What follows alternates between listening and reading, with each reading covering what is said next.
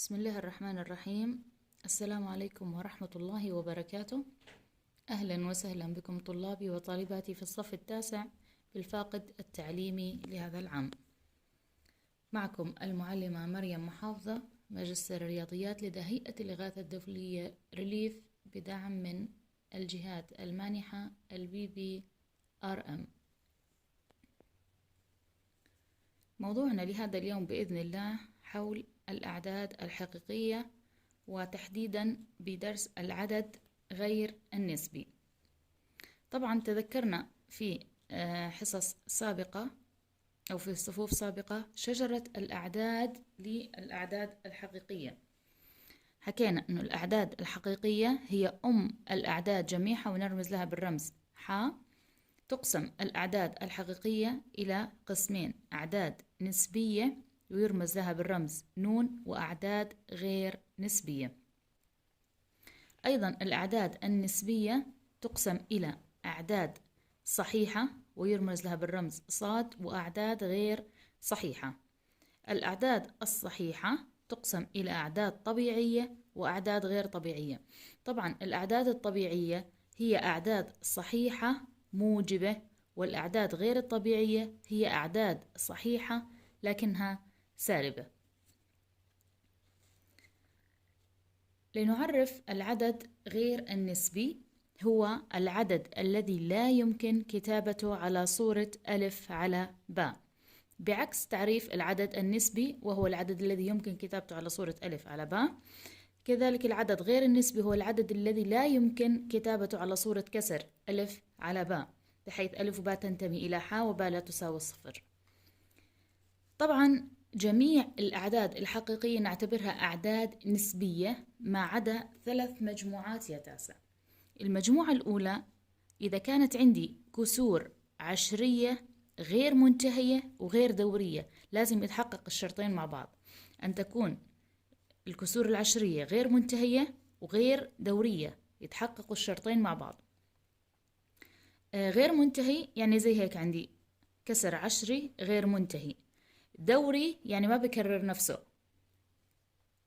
في هاي الحالة بعتبر المجموعة هاي أعداد غير نسبية. إذن الأعداد غير النسبية تضم عندي 3 مجموعات. المجموعة الأولى الكسور العشرية غير المنتهية وغير الدورية. مثال، لاحظوا عندي المثال هون، فاصلة عشرية عبارة عن كسر عشري غير منتهي. أيضا لاحظوا من الأرقام هو كسر عشري غير منتهي وغير دوري، إذن هذا بحكي عنه عدد غير نسبي، عدد غير نسبي. المجموعة الثانية تاسع اللي بعتبرها من الأعداد غير النسبية هي الجذور التربيعية للأعداد التي ليست مربعات كاملة. لاحظوا عندي جذر الخمسة، بنلاحظ إنه الخمسة هو عدد ليس مربع كامل، معناتها جذر الخمس، الجذر التربيعي للخمسة هو عدد غير نسبي. السبب لأنه جذر الخمس أو لأنه العدد خمسة هو ليس مربع كامل، يعني ما بقدر أطلع جذره على صورة عدد صحيح معروف. لو أخذنا مثلا جذر 4 يساوي 2، إذن جذر 4 هو عدد نسبي، إذن معروف جذره، وهو 4 عبارة عن مربع كامل. أما عندي جذر الخمسة هو عدد غير نسبي لأن جذر الخمسة ليس مربع كامل. نأتي للمجموعة الثالثة يا تاسع من مجموعة الأعداد غير النسبية، وهي الجذور التكعيبية للأعداد غير المكعبات الكاملة. إذن أخذنا جذور تربيعية لأعداد غير مربعات كاملة، أيضا جذور تكعيبية لأعداد غير مربعات كاملة. لاحظوا عندي الجذر التكعيبي لل11، بنلاحظ إنه ال11 ما بقدر أوجد عدد أضربه في نفسه 3 مرات يعطيني 11، إذن عندي ال11 ليس مكعب كامل. إذن الجذر التكعيبي لل11 بعتبره عدد غير نسبي لأنه جذر لمكعب غير كامل. لو أخذنا مثلا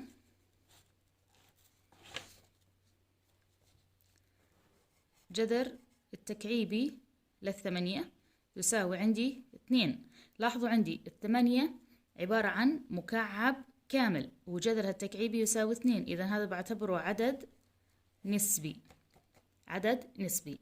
أما الجذر التكعيبي إذا كان عندي المكعب غير كامل بعتبره عدد غير نسبي. في هاي الحالة تعرفنا على يا تاسع على 3 حالات للأعداد غير النسبية. أول حالة إذا كانت عندي كسور عشرية غير منتهية. الحالة الثانية جذور تربيعية لأعداد ليست مربعات كاملة. الحالة الثالثة جذور تكعيبية لأعداد غير مكعبات كاملة. عدا المجموعات الثلاث هذول بعتبر الأعداد كلها نسبية ما عدا المجموعات الثلاث اللي عندي. لو أخذنا المثال التالي يا تاسع، عندي جذر 9. جذر التربيعي لل9 معروف عبارة عن 3. في هاي الحالة 3 بعتبرها عدد نسبي يمكن كتابته على صورة ألف على باء. أيضا هو عدد صحيح لا يحتوي على الفاصلة العشرية. أيضا هو عدد طبيعي. ليش عدد طبيعي؟ لأنه عدد صحيح موجب. تمام؟ إذن العدد 3 هو عدد نسبي، عدد صحيح، عدد طبيعي.